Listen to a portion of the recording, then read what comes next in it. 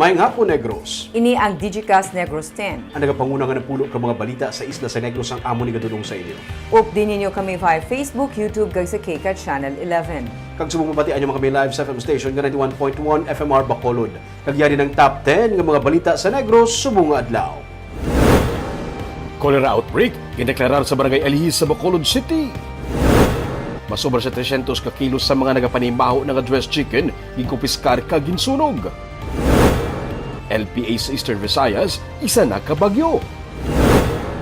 Sa Victoria City, mag-live-in partner nakuhaan sa 1.3 milyones pesos kabalor sa suspected shabu. Kag sa Good Vibes, 104 years old ka lola, nagabasa pa sa pocketbooks nga wala antepara kag nagakaon sang lechon. Tinatanan sa Digicast Negros 10. Sa number 10,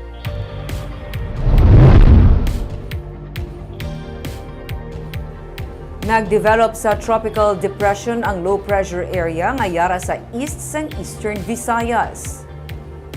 Sa 11 a.m. advisory sa Pag-asa, ang Tropical Depression Paeng ang yara sa 855 kilometers east sang Eastern Visayas.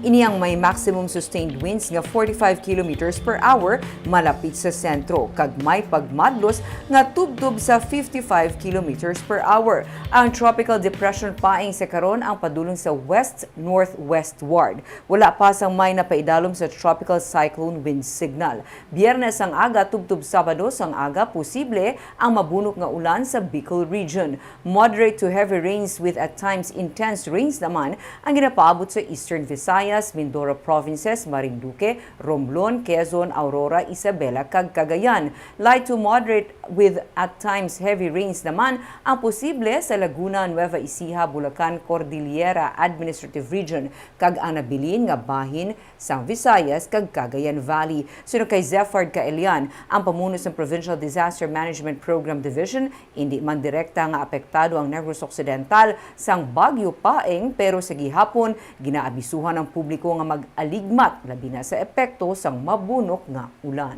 Yung mga pag-ulan naton which is a trough no, sang aton LPA nga subong si tropical depression Paeng. But hindi kita affected sir, di ba? Si Paeng actually malayo siya sa aton and ang projections no ang tracks gapasaka siya. But then again, we have to prepare man sa province because may ang trough niya naga-extend sa sa aton nga probinsya no kag pwede siya maapektuhan sa pag isolated rain showers and thunderstorms no. Amo ginagyapon ang aton preparasyon.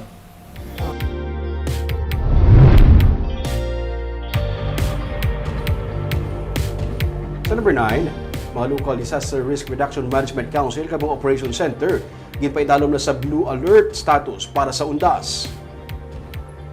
Sunod sa kay Zephard Kaelian, ang pamuno sa Provincial Disaster Management Program Division, nagakasayuran nga yara sa idalom sang heightened alert status ang mga LDRRMs kag mga operation centers sa nagkalinlain nga mga banwa kag syudad para mapasiguro nga sulhay ang pagdumdum sang pista minatay. Ginalauman nga tuman ang pagdagsa sa mga magabiyahe bangod sang ilang nga pagpauli kag pagpadulong sa mga patso sa pagdumdum sa ilang nga mga minatay. Gani sunod sa kay Governor Eugenio Jose Lacson, dapat ipatuman ang mas mabaskog nga road safety measures kag ang posible pag-deploy sa mga responders sa nagkalain-lain nga mga patso. Sunod sa kay Kaelian, tubtub sa Nobyembre 2 ang Blue Alert status. Duha ka butang ang road safety, ang aton nga COVID no and then ang aton nga preparations no to assist sa aton nga road safety. Ang isa pa gid no nga ano man naton is bantayan man ang mga incidents man sa fire no. Sa pag ano bala sa November 1 may mga gatsaka ang aton nga incidents man sa sunog.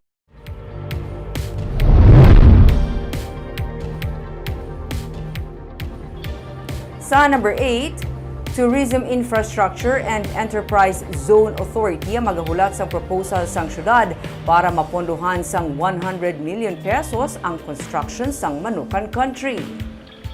Sa lunch meeting nanday Mayor Albi Benitez kag Councilor Celia Flor upod kay TIEZA General Manager Mark Lapid na istoryahan ang pagtukod sa bag-o nga building para sa Manukan Country nga isa na sa mga atraksyon sa Bacolod. Gani magapadala man sang project proposal si Flor sa TIEZA agud nga mapunduhan ang construction sang bag-o nga Manukan. Suno kay Flor, handa ang TIEZA nga magtalana sang 100 million pesos para sa proyekto nga sarang masugdan sa madason nga tuig. Ang City Engineers Office na talana man nga mag-submit sang disenyo para sa bag-o nga Manukan sa Committee on Markets and Slaughterhouse nga ginapamunuan sang konsehal. Design, supposedly may ara ko nga design sa city engineers, no? Pero I have to check on that. Ang naistoryahan na mo niya nga budget yan ni GM Mark kag ni Mayor Albi Range siya. around range siya sa 100 million pesos. Sa number 7,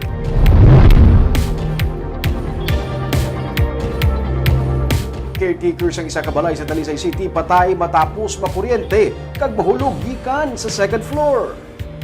Patay 59 anyos nga si Bernardo Benjamin matapos ini makuryente kag mahulog kahapon sa iya sining ginabantayan nga balay sa Sugar Valley Subdivision sa Talisay City. Suno sa Talisay PNP, ginakayo sang biktima ang suga sa gwa sang balay sa ikaduha nga panalgan sang hinali na lang ini nga makuryente. Pagkatapos makuryente, nahulog gilayon ang biktima kag dalampos ang iya nga ulo sa dako nga bato nga iya ging kamatay. Nakita man sa CCTV ang iya nga pagkakuryente, gani wala man sa may nakita nga foul play ang pulis sa amo nga insidente.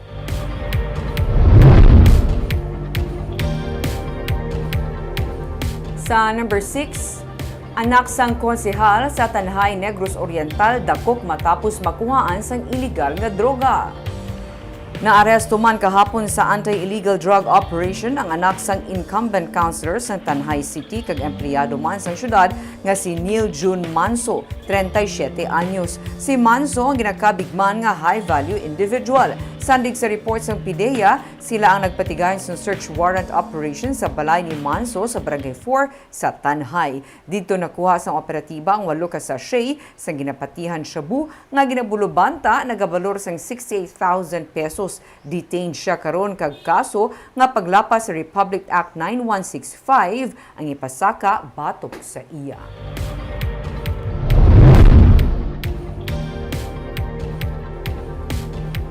Sa number 5, mag-live-in partner nakuhaan sa may kapin sa 1.3 milyones pesos nga balor sa suspected shabu sa Victoria City. Arestado ang estudyante nga si Denmark Liscano kag iya sining negosyante nga live-in partner nga si Marijo Acuña matapos makuhaan sang 1.3 million pesos nga balor sang illegal nga droga sa buy-bust operation kahapon sa Barangay 3 sa Victoria City. Sunod sa kay Lieutenant Judices Catalgo, spokesperson sa Negros Occidental Police Provincial Office, si Liscano nga sadto nag-surrender sa Oplan Tukhang among subjects ang buy-bust kag isa ka bulan man ang monitoring sang kapulisan. May angon sa iya sining illegal nga transaksyon. Ginpatigayon ang buy-bust kahapon kag sila sang iyang live-in partner ang nakuhaan sang duha ka mga plastic kag 25 ka sachet sang suspected shabu nga nagabalor tanan sang 1,360,000 pesos. May improvised shotgun pa kag duha ka mga bala nga nakakuha kay Liscano. Kaso nga paglapas sa Republic Act 9165 ang ipasaka batok sa ila kag dugang nga kaso nga violation o kunang illegal possession of firearms.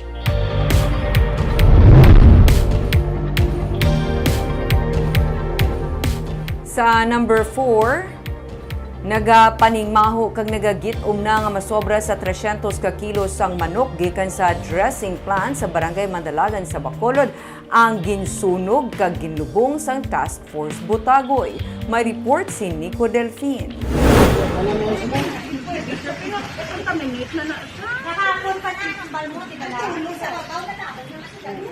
Nagakalatastas ng panit kag unod sining ginalangawan nga supply sang manok nga nabutang sa mga freezer nga wala nagaandar sa isa ka dressing plant sa Villa Locasan Subdivision sa Barangay Mandalagan.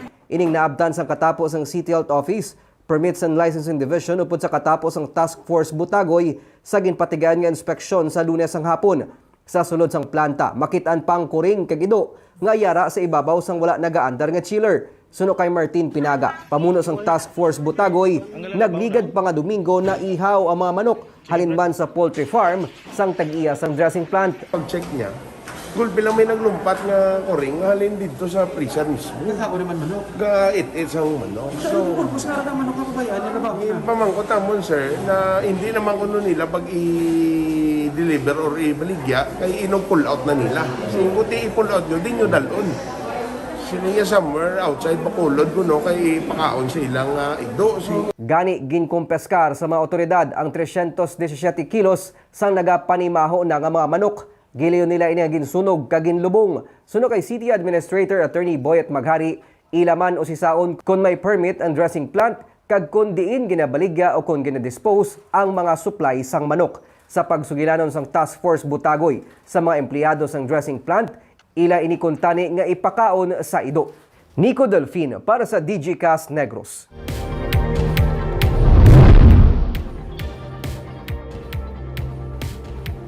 Sa number 3, nagpangayo na sa bulig sang PNP ang lokal nga panguluan sang Bacolod para matap na ang pagsulod sang pork kag pork products sa Bacolod City kag Negros Occidental. Nagapangayo naman na sa pag-inchindi ang City Vet sa publiko kag nagaayo nga likawan anay ang pagpasulod sa mga produkto lakip na ang kilala nga brand sang Siopaw gikan sa Iloilo. Yaring report. Ang ini nga 5 ka kilo nga baboy gikan sa Capiz ang nakalusot sa Bread Port kag nadala pa sa banwas ang Ibim Magalona. Sugbahon kung tani sa haya ang baboy apang natukiban sa punong barangay gani gilayon man nga ginsunog ang baboy. Ini ang isa sa mga ginabudlayan sa karon sang ASF Task Force ang pagbantay sa pagsulod sa mga baboy kag pork products sa probinsya. Hindi man abi mapuwersa sang task force ang mga driver sa mga wing van kag mga private nga mga salakyan nga buksan kung ano ang unod sa ilang nga truck. Gani nangayo sila sa bulig sa PNP. Pangabay sang City Veterinarian nga si Dr. Maria Agueda Trinidad de la Torre sa publiko, likawan anay ang pagbakal kag pagpasulod sang pork product sa probinsya kag sa Bacolod pati na ang sikat nga brand sang Siopaw. Ang mga chorizo, mga tosino ni especially siopaw, ang specialty sa Iloilo, hindi lang anay. Yes. Yes, ginaayo tagid sila nga hindi lang sila magdala anything nga may baboy, fresh man siya or cook na, hindi lang anay. Magdala diri sa Bacolod kay definitely i-confiscate yan naton. Kung ang siopaw, chicken, yan pwede. Kung chicken kag ano gid nila, may proof sila nga chicken gid man, then wala ta may mahimo kay kuan man siya. Basta anything nga Ang pork focus naton pork gid sugod subong ASF. Ginreport gikan sa Oton Iloilo, may ASF naman sa banwas ng San Miguel. Gani panugyan ni Mayor Albi Benitez, tap na una mismo ang pagwa sang pork products sa mismo mga lugar kung diin nagahalin ang pork products. A joint operation with Iloilo province. Nga dito parang sa ila pa lang, niyara na ito mga inspectors, mga checkpoints sa ilang lang, mga checkpoints sila dito na ito mga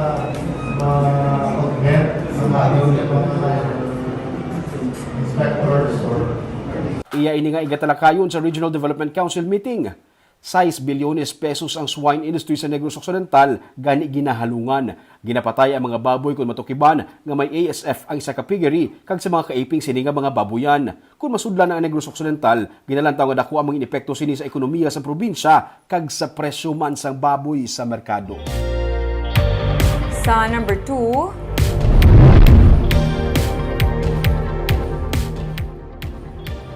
may nagdugang nga 5 ka bagong nga kaso sang kolera sa probinsya. Sa karon nagdangat na sa 17 ang cholera cases sa Negros Occidental. Sa report sa Provincial Health Office as of October 22, 17 ang kumpirmado nga cholera cases kung sa diin duha ang napatay. Ang syudad sang Silay, Ibim Magalona kag Talisay ang may tig-5 na karon nga recorded cases ng cholera. Isa naman ang sa Victorias kag isa sa Calatrava. Sino kay Dr. Ernel Tumimbang, ang Provincial Health Officer, nagpadala naman sang water sample kasunod sang bag-o nga mga kaso. Importante suno kay Tumimbang nga mapatod kung ano ang gintunaan o kung ang source ng kolera. Yara na sa tagsa kay LGU kag mga health offices sini ang pag-monitor kag pag-check sang water sources. Wala labot nga dapat padayunan ng information dissemination para mapamatukan ang paglaptas ng kolera. Suno kay Tumimbang, dapat ikampanya man ang zero open defecation para maproteksyonan ang mga water sources. LGU gini siyang concern. Kinahanglan pangitaon gito ang water source walang water potability dira for that matter sa area nga may hara nga clustering of cases para mas tapta ang transmission. Kaya hindi man na siya from person to person, no? That is waterborne or foodborne nga infection. So, ang point is, why man capacity ang tao nga magka-identify sila. Kay kaduwang tao, mangita ginayas ang tubig, ilimnan mo. Kag sa numero 1 sa mga balita, subong adlaw.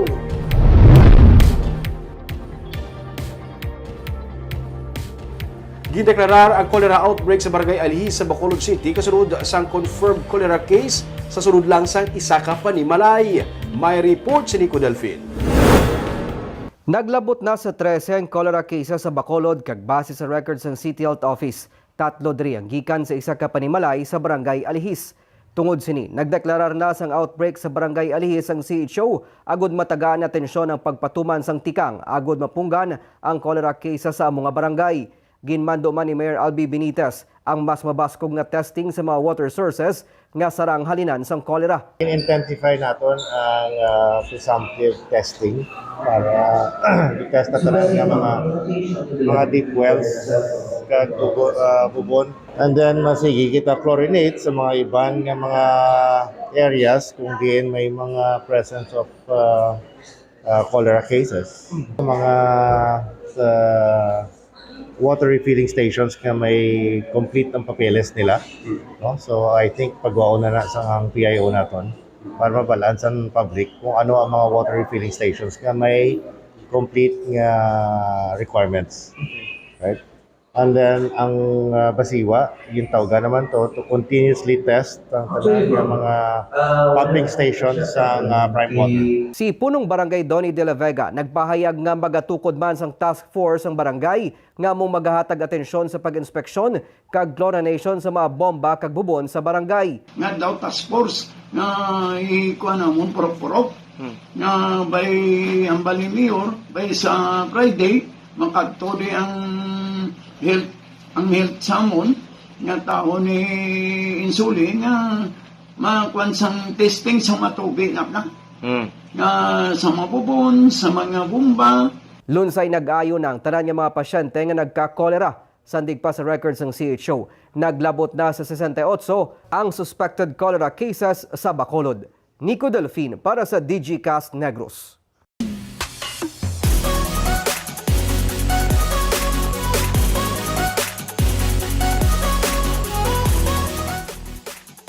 Sa Good Vibes, sa Barangay Lantad sa Silay City, 104 years old nga lola nagabasa pa sang pocketbooks nga wala nagagamit sang antipara. Kag mahilig pa magkaon sang lechon. Aton siya kilalahon sa report ni Romeo Subaldo.